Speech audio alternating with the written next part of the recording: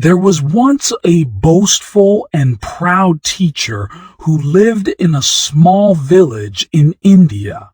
This man claimed that he was so intelligent that he could turn a donkey into a man.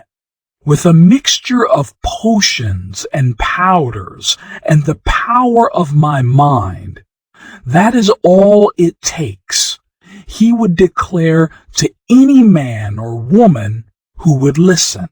One day, Abin was passing by the teacher's house with his lazy donkey in tow when he heard the boastful teacher telling his neighbor about his power to transform a donkey into a man.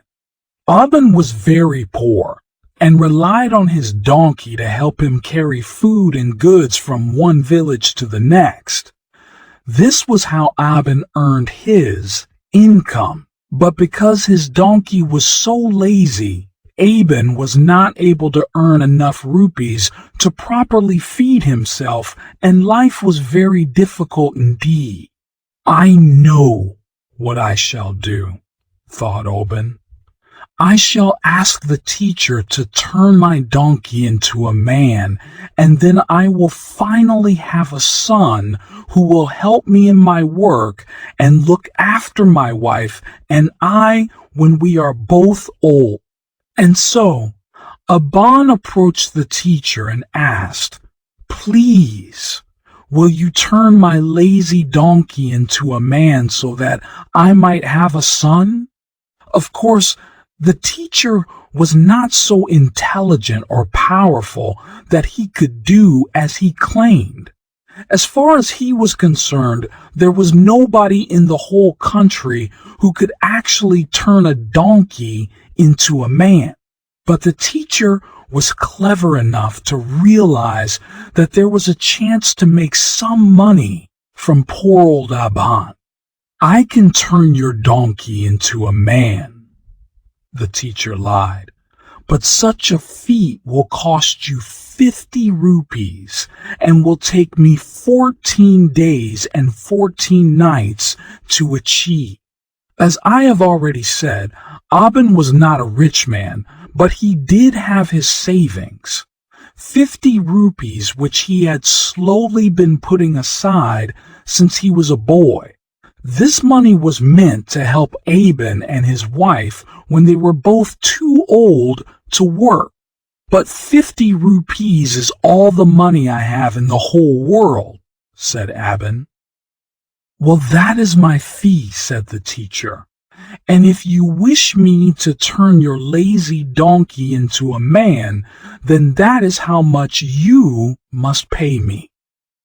Abin thought about this proposition for a few minutes, but finally reached the conclusion that he had no choice but to pay his life savings to the teacher.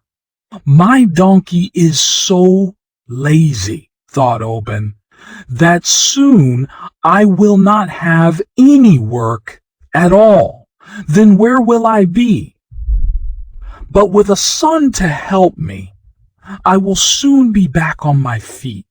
The following morning, Abin returned to the teacher's house with his lazy donkey in tow and 50 rupees in hand. The teacher took the money and the donkey and told poor old Abin to return in 14 days to collect his son. "And do not disturb me in the meantime," he instructed. "My work requires concentration and peace, and I do not wish to be bothered." Abin agreed without further question and returned home to his wife. He was very nervous because he was now unable to work, and he had no savings whatsoever. But the old man assured himself that soon all would be well. Soon he would have a son to work by his side, and together they would turn bad fortune into good. The teacher, knowing full well that he could not turn the donkey into a man, devised a simple plan in order to trick poor old Abin. I shall first sell this donkey for another 50 rupees, he told himself. Then I shall tell silly old Aben that his new son was so wise that he ran off to join the Qazi of Jaunpur. And so the teacher sold the donkey for 50 rupees and celebrated over the following 14 days with expensive foods and spices and new clothes. I may not be able to turn a donkey into a man, thought the teacher, but I did come up with a very clever plan and, while I was at it, earned myself 100 rupees. On the morning of the 15th day, Aben returned to the teacher's house, eager to meet his new son. "Where is my son? Where is my son?" he asked the teacher. The teacher cleared his throat and gave the speech he had been practicing for many days. "After much effort and concentration, I turned your lazy donkey into a strong and healthy man, and a very wise man at that. He was so wise, in fact, that he ran away and became the Qazi of Jaunpur. My son has become the Qazi of Jaunpur instead of helping his father. That is impossible." "I am afraid that it is true," assured the teacher. Aben did not know that he was being tricked by the teacher and was outraged that his son should become the Qazi of Jaunpur instead of helping his father at work. The Qazi were wise men who studied and helped in matters of the law, and if things had been different, then perhaps Aben would have been proud to have such a son. But Aben was desperately poor and already very hungry. Without a donkey or a son to help him, he and his wife would surely perish within the year.